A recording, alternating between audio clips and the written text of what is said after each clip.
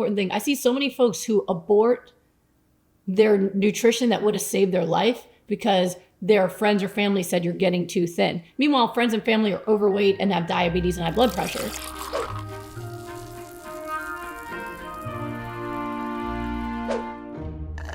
And is this protocol safe for people who are thin, trying to Yes. gain weight in a healthy way? Goodness, I have so many videos about weight because the focus on weight, especially being thin, it's an unhealthy focus. So there is no disease of thinness. There's a disease of obesity. But unfortunately, we live in a culture where curviness is very coveted, right? People are getting dangerous. One of the most dangerous procedures you can get is getting those fat injections in your butt. And people are willing to risk their lives for them, right? Because we have a society and a lot of cultures really covet and love curvy bodies.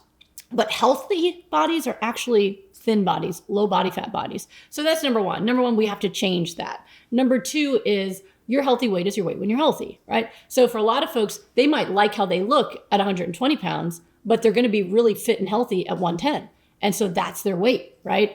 So obesity is a disease and thinness is not. So I don't actively try to make people gain weight. Now, if somebody is actually too thin, right, where I could say, yes, you definitely are emaciated.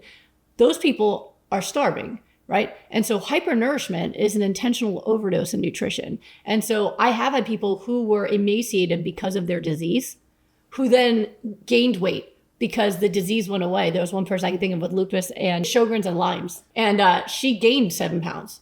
But she was like 5'8" and like 80 pounds when she started. And she did this protocol. She ate only the raw foods I told her to eat, and she gained weight. And she was, for the first time, able to take the tape off her windows and see light again without her eyes burning, and got her voice back to sing after she hadn't been able to sing for years. So, I don't focus on the weight part of it. I focus on the health, right? So that's a really, really important thing. I see so many folks who abort their nutrition that would have saved their life because their friends or family said you're getting too thin. Meanwhile, friends and family are overweight and have diabetes and high blood pressure. So without seeing you and knowing you, I can't say for sure, what your situation is, but I do really think it's important to put that aside and say, you know what, I'm going for optimal health, right?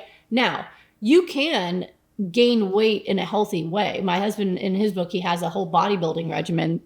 And so if you're doing bodybuilding exercise and you're eating more, you can build muscle, but most people want to gain weight purely by eating. And you have to understand the only weight you will gain by eating alone is fat, and fat is unhealthy. So if people are working out hard, like I just went to a training this morning, it's like a CrossFit workout. I can only lift my arms here. Don't ask me to lift my shoulders right now, right? When I'm training like that, if I eat some, grains and beans and stuff like that, I'm going to get some muscle tissue growth, but I also get a little bit of fat growth too, right? So whenever you gain weight, you're going to gain fat and muscle depending on what you're doing. So people who are trying to gain weight through food and they're not exercising, they're just getting fatter. And it drives me nuts because doctors will tell people that, oh, you're underweight, here, drink this processed, chemical-ridden, unhealthy stuff to put the weight on. The weight goes up and the doctor's happy. Meanwhile, this person's health just took a drastic turn for the worse.